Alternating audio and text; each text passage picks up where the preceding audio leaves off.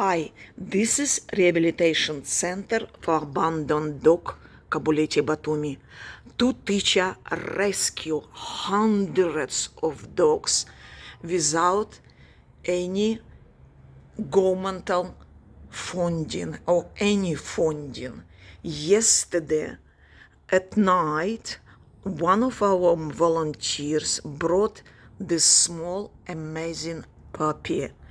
The puppy does not eat independently.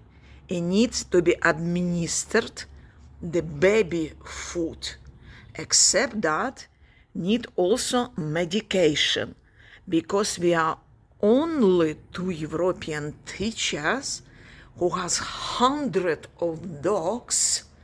We cannot afford to buy medication for this puppy.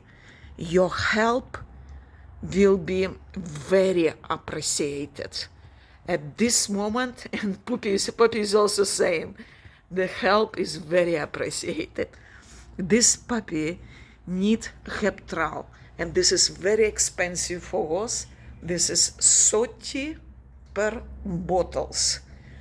All our dogs, we are only two for hundred